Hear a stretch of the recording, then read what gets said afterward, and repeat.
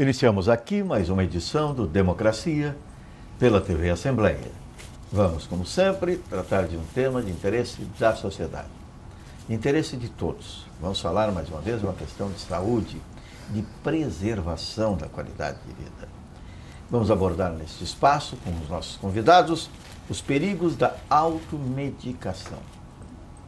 Quem ainda não incorreu nesta atração que é automedicar-se, atração que é resolver de modo próprio o seu problema de saúde. Uma dor de cabeça, o comprimido que ele conhece, da publicidade, da informação do amigo, pela curiosidade também em ver o que proporciona, o que traz de resultado imediato. Quem não consulta também o amigo sobre os males que vêm incomodando? Quem não procura chegar no balcão de uma farmácia, perguntar para o profissional que o atende? Hoje são consultores, eu que sou mais antigo, sou do tempo do atendente. Mas os atendentes que foram promovidos a consultores também, em alguns casos, recomendam, receitam, embora não escrito.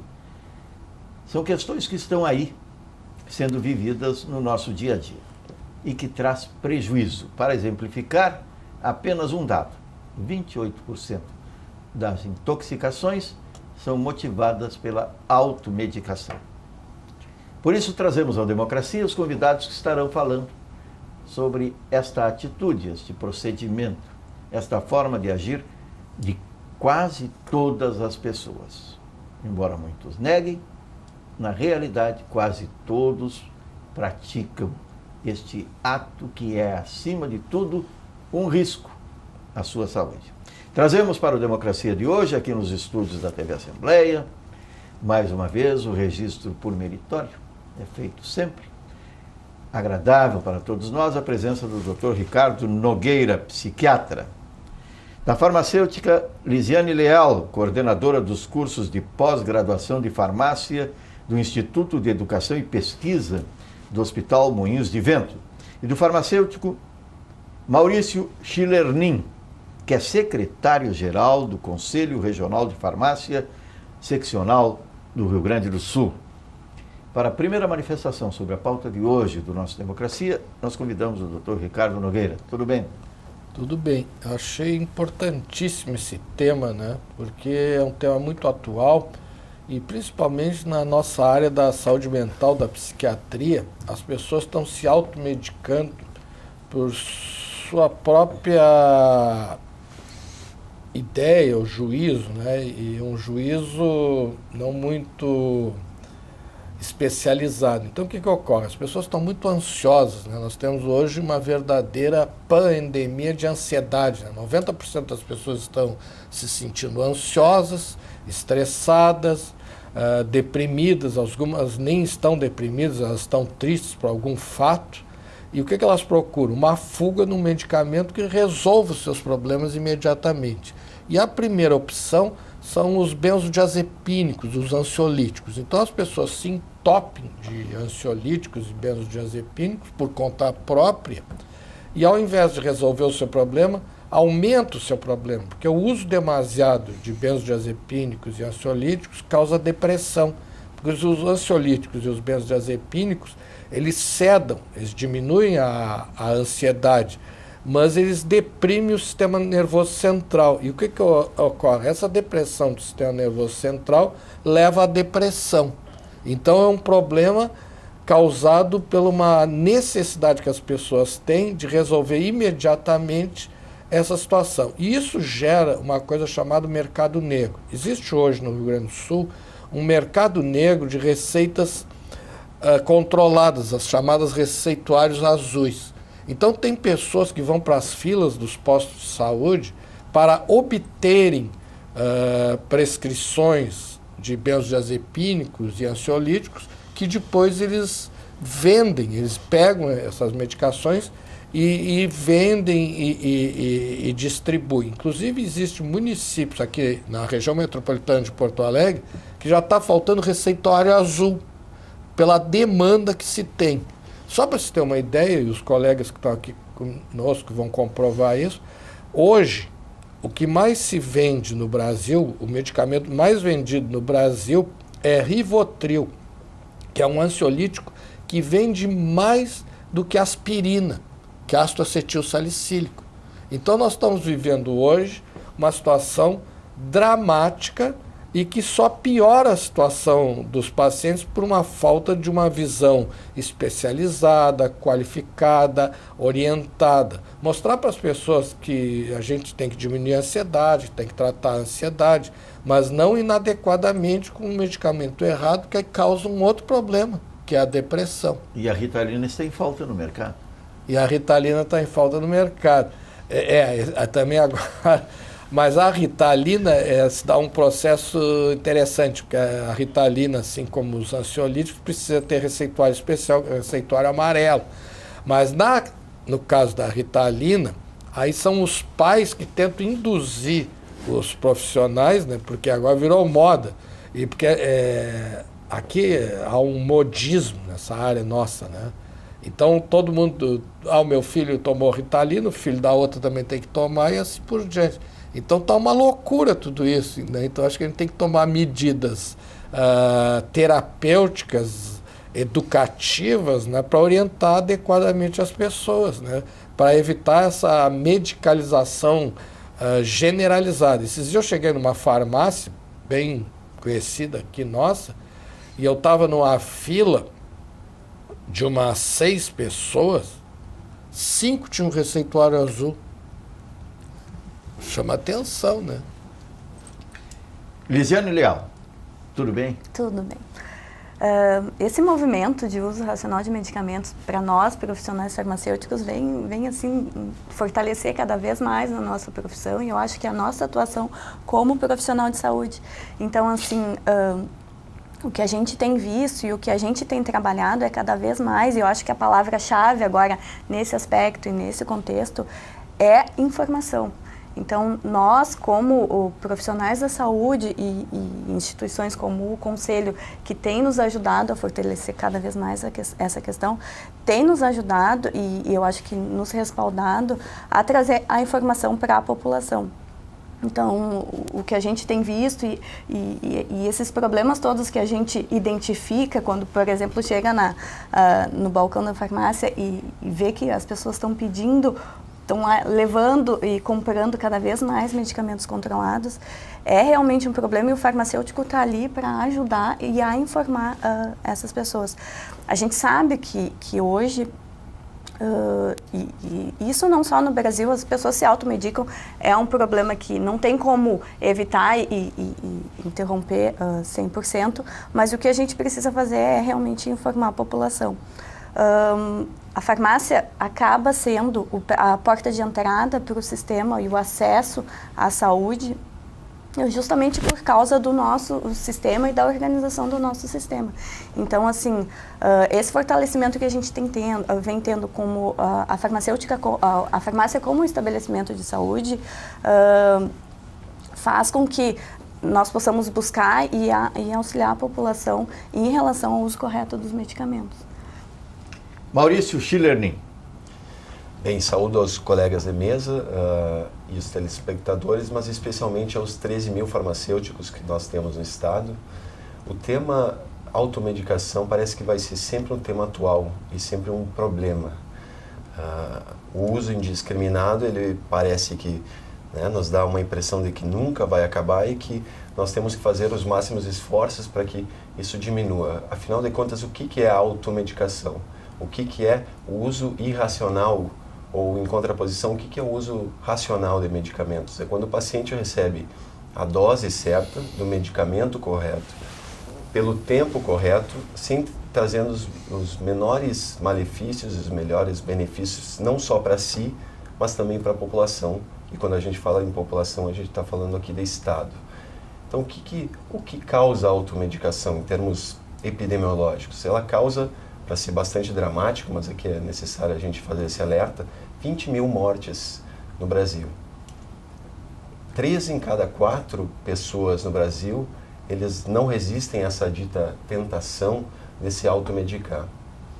E mais da metade, um pouco superior a 50% da população, aumenta a sua dose, seja de um Rivotril, né, de um medicamento para tratamento de desordens psiquiátricas, ou para um tratamento de uma desordem menor, mais de 50% aumenta a dose, não porque achou que não estava fazendo efeito, mas porque, quem sabe, recebeu uma informação de uma vizinha, de uma tia, que aumentou a dose, que por isso melhorou, que estava daqui a pouco com um nível de ansiedade mais alta, e aí o médico receitou um aumento de dose, e aí ela vai ter o entendimento que ela deve fazer isso também. E aí entram os profissionais, os mais diversos profissionais de saúde.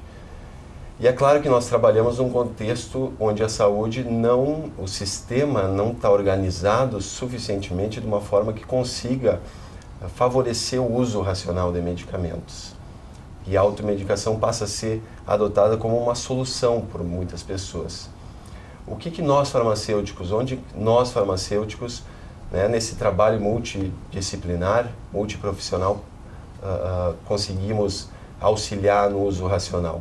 A nossa presença, então, numa farmácia por si só, ela passa a ser uma ferramenta de combate à automedicação. Quando o Dr. Ricardo comenta sobre pacientes que acessam o sistema único para conseguir uma receita, nós temos que lembrar também que esse mercado clandestino, ele acontece de uma maneira às vezes muito mais simples, como a compra de receitas não dentro do sistema, mas enfim, nos grandes centros, né? E aqui eu não vou dar a dica de como que as pessoas devem acessar esse contrabando de receitas, mas as pessoas sempre encontram um mecanismo para suprir suas necessidades. Então nós não estamos falando simplesmente de uma afronta ao processo, né, de uso racional. Nós também, quando falamos do uso irracional de medicamentos, estamos falando de um problema que a sociedade enfrenta, de dificuldades de acesso de medicamentos, e que ela por si só, às vezes, tenta resolver por mecanismos que não são os ideais.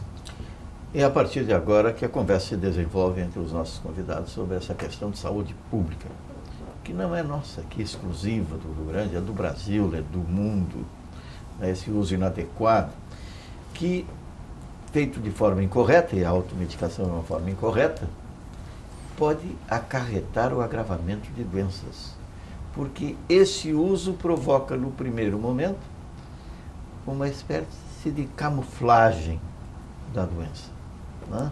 Esconde sintomas, e os sintomas são, antes de tudo, um alerta, não, doutor? Exatamente.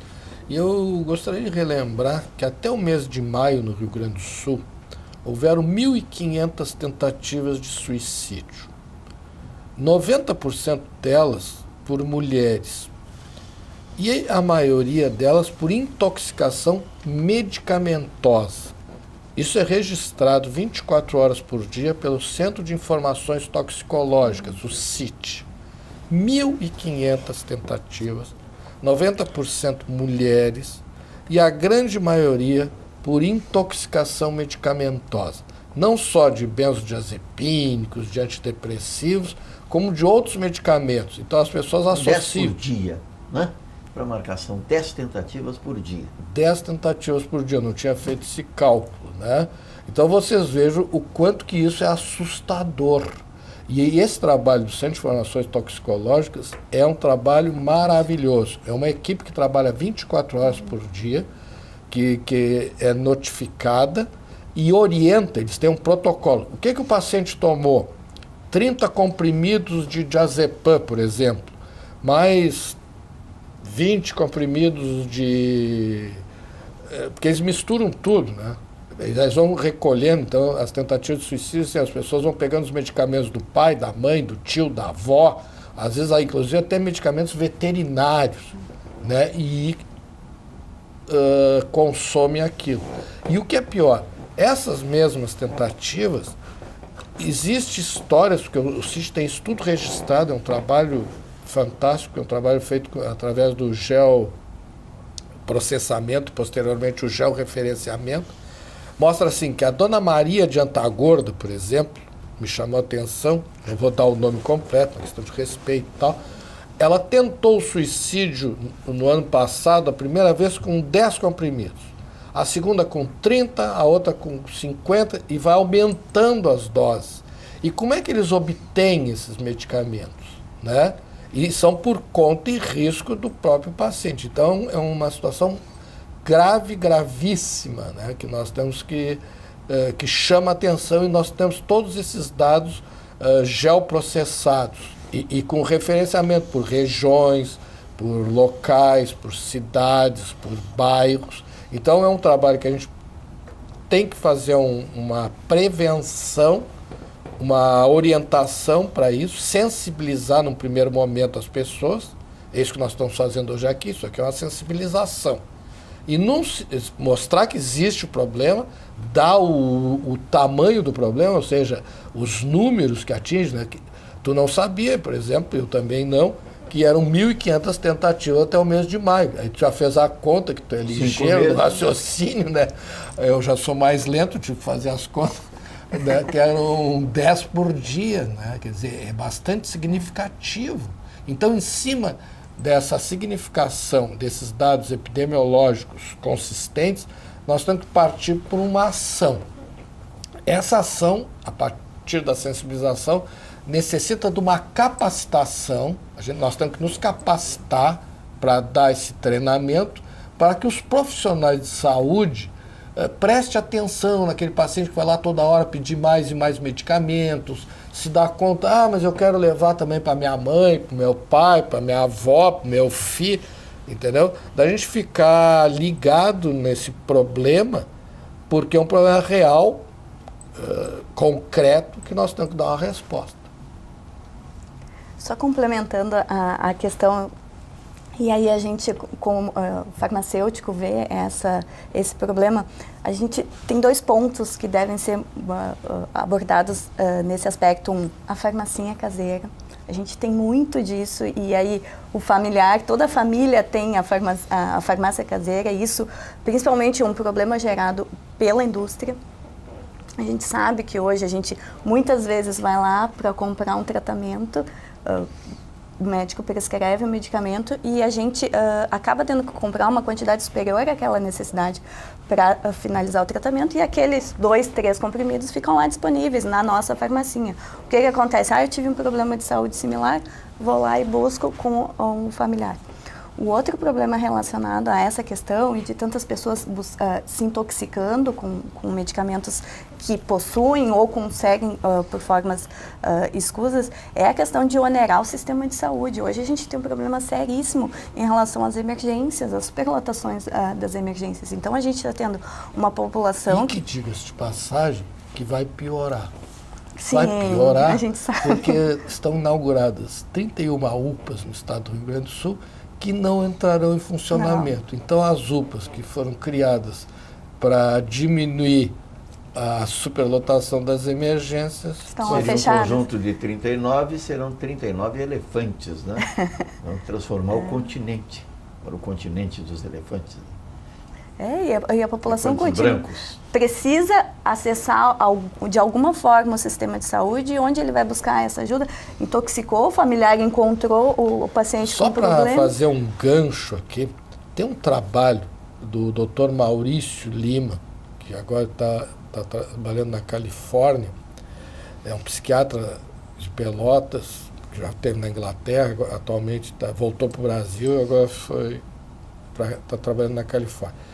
Nesse trabalho dele, ele constatou que fez uma pesquisa, uma coisa impressionante, que 100%, ou seja, todos os domicílios da cidade de Pelotas, todos, sem exceção, tinham uma caixinha de um psicotrópico, de um tranquilizante. 100%. Essa questão é assustadora. Assim, farmacêutico, eu tenho na minha casa lá uma farmacinha e lá tem um medicamento para dor. Isso acontece com todo mundo. As gavetas lá, né? E vi que tinha tranquilizante lá. Até digo, deixa aí, qualquer dia tem algum problema para não dormir. Olha a validade. Deixa quieto aí. Às vezes nem olha acho que a validade já deve estar passada, né? Mas é impressionante, né? só agora uma conclusão aqui, eu sou Pois não. um telespectador, mas apenas uma informação. Toda sobra de remédio, eu junto, levo para a farmácia ali do Menino Deus e devolvo. Mas, assim... Não guardo. Esse é um assunto importante também que não deve ser esquecido, mas me chamou a atenção esse surpreendente, me parece, né? A informação de que 100% das casas têm um psicotrópico. Chama atenção, de fato é algo que eu desconhecia, esse resultado. Mas trazendo de volta... Isso é uma coisa localizada, uma pesquisa em Pelotas. População de Pelotas. E Uma também grande foi... contribuição da torcida do Brasil. Ansiosa. Mas pode ser. Mas é muito semelhante. A população de Pelotas ela é muito semelhante à população de Caxias, de Porto Alegre, etc. Porque o sistema está organizado basicamente da mesma maneira, né? Mas se a gente for pensar naquele dado que o senhor trouxe medicamento sendo a principal causa, chama a atenção que ele, e para a população que está nos escutando, dali a pouco pode pensar, não, mas não deve ser superior por animais peçonhentos, intoxicações por picadas, sim, é superior, mas não deve ser mais que intoxicação por agrotóxicos, né? O Estado é um dos principais produtores e está exposto, os trabalhadores estão expostos a todo momento a agrotóxicos, supera em 3 vezes de agrotóxicos. Então, de fato, isso onera severamente o sistema. E aí, quando o senhor fala sobre aquele paciente que está usando um psicotrópico porque aumentando a dose ou utilizando porque alguém receitou, alguém leigo, né, receitou e está usando de maneira proposital, a gente está falando nesses dados epidemiológicos aqui, não só desse paciente, mas do paciente que está fazendo isso de uma maneira completamente sem perceber o processo. Ou seja, ele não sabe exatamente se ele deve tomar 2 ou 3 comprimidos daquele diurético pela manhã, ou se são 3 daquele outro que ele utiliza para diabetes de manhã e mais um diurético, mais um para hipertensão à noite. Então não é só o uso intencional, mas muito desses quadros de intoxicação são do uso não intencional, né? Gerado... Uma coisa que me chama a atenção, vamos parar para pensar, agora eu estava pensando assim, nós estamos falando tudo isso, medicamento para cá, medicamento para lá. E eu estava pensando, eu trabalho no Hospital Mãe de Deus. Dentro do Hospital Mãe de Deus, tem 2 farmácias, dentro do hospital, 2 farmácias da mesma bandeira. Se nós fôssemos andar num espectro assim de uns 200, 300 metros, tem 3 de uma mesma bandeira, ou seja, da mesma rede, fora as outras. Aí eu fui fazer uma comparação, que eu já tinha constatado isso lá em Pelotas, mas agora aqui em Porto Alegre eu acho que é similar. Sabe quantas farmácias tem para cada padaria? Tu tem como me dizer isso? Eu tenho como lhe dizer quantas farmácias tem para cada habitante no estado do Rio Grande do Sul, mas para cada padaria eu confesso que não. 5. Quantas tem? Eu diria que tem mais de uma farmácia para cada padaria. Mas... Depende, né? Por exemplo, Porto Alegre é 5, no interior é 3. 3 farmácias para cada padaria. Para cada padaria. E para a população dá quanto que tu sabes? A população no Rio Grande do Sul tem 3,4 mil habitantes por farmácia, né? Uma farmácia a cada 3,4. Enquanto a Organização Mundial da Saúde recomenda um limite, né? E aí varia de país para país, mas em torno de 9 mil habitantes. Cada estabelecimento. Então nós estamos com um nível muito acima, vamos dizer assim, das expectativas. E é claro que eu não sou contra o fechamento, não estou aqui dizendo que nós devemos fechar farmácias, mas é óbvio, e o senhor constata isso através de uma comparação com as padarias, que a oferta de farmácias e, portanto, de medicamentos para a população, ela automaticamente acaba dessensibilizando, favorecendo o uso irracional. É uma constatação. Exatamente. É óbvio, né? Porque se tem, não é por acaso, é a lei da oferta e procura. Sim. Se tem um número tal, é porque há uma procura, né?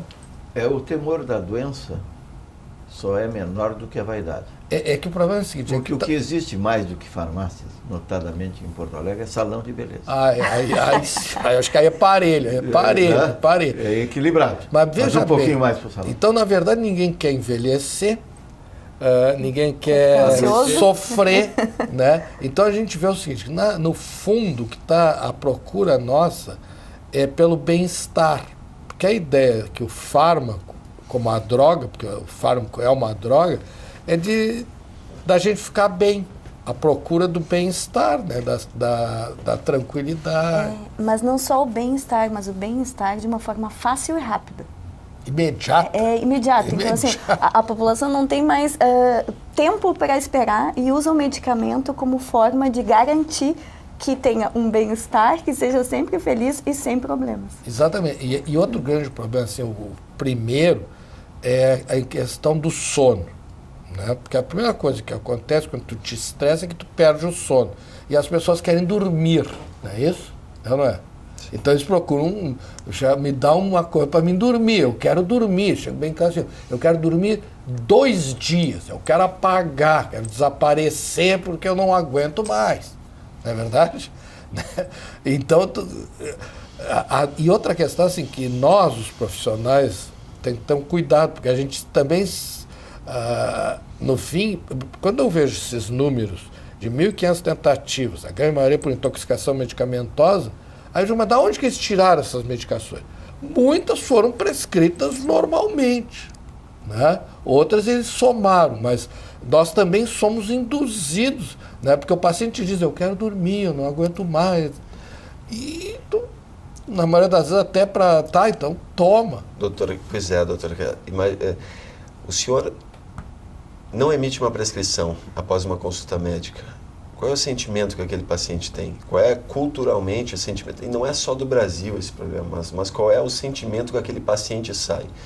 Ele automaticamente vai entrar em contato com um amigo, um parente próximo, e vai dizer, o doutor não solucionou o meu problema. Não. Ele não emitiu sequer a prescrição de um medicamento. Não, aqui, ó, ele vai lá no meu hospital. Se eu não emitir, ele sai do meu consultório e anda no do lado, na mesma hora. Exato. Então é algo cultural, mas não é algo, a gente tem a tendência de pensar, é algo cultural do povo brasileiro. Tudo que está de errado, a gente tem essa mania de pensar que é algo cultural, problema do brasileiro. Não, é algo cultural dos povos. Nós alguns mais, outros menos. Ser humano, eu diria. Ontem eu estava... Vamos falar sobre o ser humano.